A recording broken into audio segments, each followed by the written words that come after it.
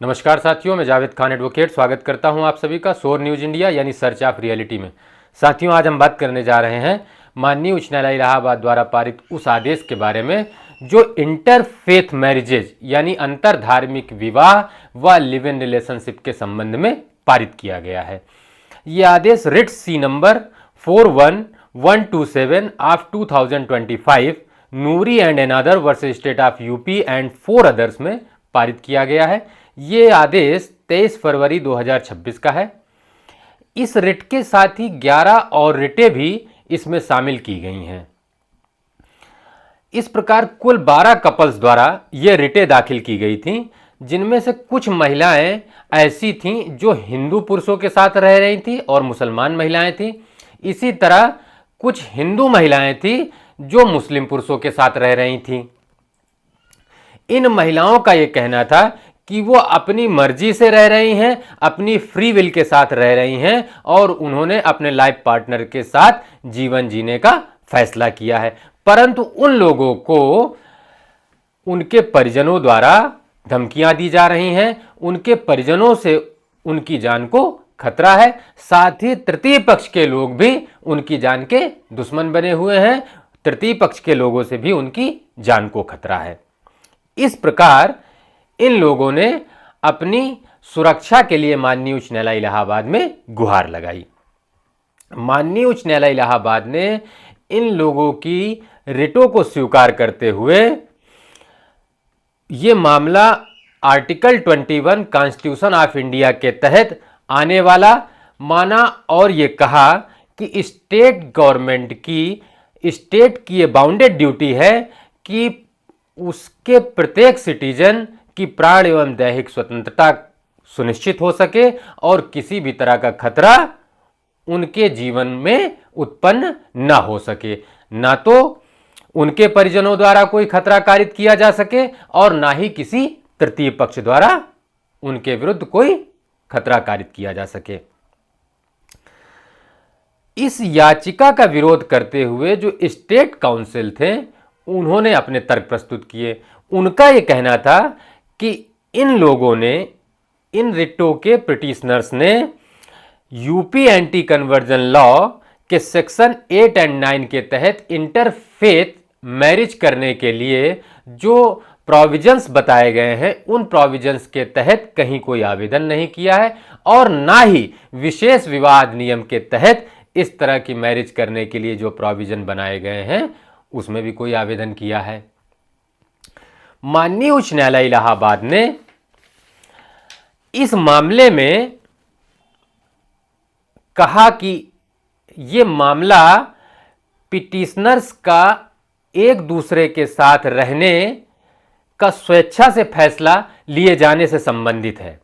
इस मामले में पिटिशनर्स ने स्वयं से यह फैसला लिया है कि वो किसी व्यक्ति के साथ रहेंगी। तो जब इनका स्वयं का फैसला है तो वह स्वयं के फैसले से किसी के साथ रह सकती हैं, इसमें किसी को दखल देने का अधिकार नहीं है। माननीय उच्च न्यायालय इलाहाबाद ने कहा कि उन्होंने मैरिज की हो या ना की हो, उन्होंने मैरिज के लिए आवेदन किया हो या ना किया हो, यह मैटर नहीं करता है, क्योंकि वो लोग बालिग हैं और बालिग हैं तो वो किसी के साथ भी रह सकते हैं, इसमें किसी को दखल नहीं होनी चाहिए। माननीय उच्च न्यायालय इलाहाबाद ने स्पष्ट किया कि पति पत्नी का रिश्ता होना जो विवाह से उत्पन्न होता है वो एक अलग है और पति पत्नी की तरह रिश्ता अलग होता है। दोनों प्रकार के रिश्ते लीगलाइज हैं और कानून सम्मत हैं, जिनमें किसी को हस्तक्षेप करने का अधिकार नहीं है।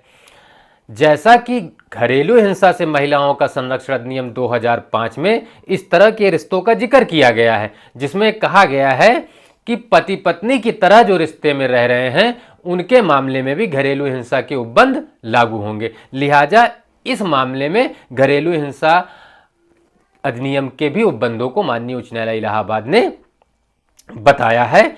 इस संबंध से जोड़ते हुए माननीय उच्च न्यायालय इलाहाबाद ने कहा कि किसी बालिग व्यक्ति की पसंद को डिसरिगार्ड करना न केवल फ्रीडम ऑफ चॉइस के खिलाफ है बल्कि यह अनेकता में एकता के सिद्धांत के लिए भी जोखिम है।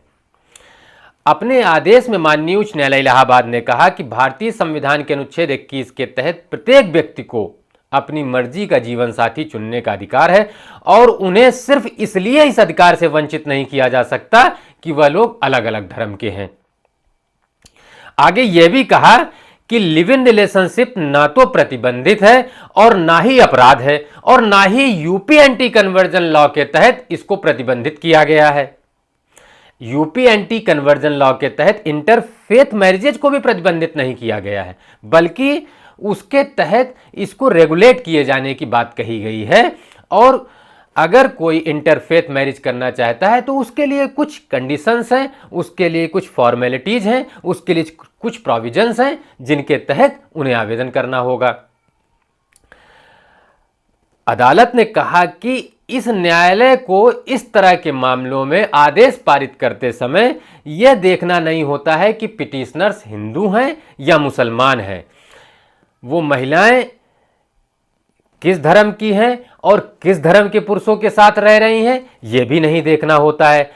इस तरह के मामलों में हमें सिर्फ यह देखना होता है कि क्या वो लोग अपनी मर्जी से शांतिपूर्ण ढंग से प्रसन्नतापूर्वक एक कंसीडरेबल टाइम से यानी विचारणीय समय से एक दूसरे के साथ रह रहे हैं या नहीं। अगर वो लोग एक कंसीडरेबल टाइम से हैप्पीली प्रसन्नतापूर्वक एक दूसरे के साथ रह रहे हैं तो उन्होंने मैरिज किया हो या ना किया हो, उनको संरक्षण मिलना चाहिए अगर कोई खतरा उनके जीवन के प्रति उत्पन्न हो रहा है तो। माननीय उच्च न्यायालय इलाहाबाद ने बिल्कुल स्पष्ट कहा कि ये स्टेट की ड्यूटी है कि वो प्रत्येक व्यक्ति की प्राण एवं दैहिक स्वतंत्रता की सुरक्षा करे और यह महत्वहीन हो जाता है कि पक्षकारों के मध्य विवाह हुआ है या नहीं हुआ है, या जो विवाह हुआ है वो मान्य है या नहीं है, वो शून्य है या फिर शून्यकरणीय है, या फिर किस तरह से विवाह हुआ है, उनके बीच जाति क्या है, उनके बीच धर्म क्या है, इन बातों को किसी भी तरह से मद्देनजर नहीं रखा जाएगा। सिर्फ उनकी स्वतंत्रता और उनकी मर्जी देखी जाएगी कि उन्होंने अपनी मर्जी से यह फैसला लिया है या किसी अन्य तरह से। अगर उन्होंने मर्जी से लिया है तो इसमें किसी को भी इंटरवीन करने का अधिकार नहीं है। यह एक अहम फैसला है माननीय उच्च न्यायालय इलाहाबाद द्वारा जो पारित किया गया है। इस फैसले के बाद जो इंटरफेथ मैरिज कर रहे हैं लोग या इंटरफेथ लिव इन रिलेशनशिप में रह रहे हैं, उनके लिए जो आजकल खतरा उत्पन्न हो रहा है उस खतरे से संरक्षण मिलेगा और उनके लिए बहुत ही उपयोगी साबित होगा। जो लोग किसी दूसरे धर्म में विवाह कर रहे हैं या दूसरे धर्म के लोगों के साथ लिव इन रिलेशनशिप में रह रहे हैं, लिहाजा एक स्वागत योग्य फैसला है, काबिल तारीफ है। ये वीडियो आप लोगों को कैसा लगा कमेंट बॉक्स में ज़रूर बताइएगा। अगर अच्छा लगे तो लाइक शेयर और सब्सक्राइब जरूर करिएगा। धन्यवाद।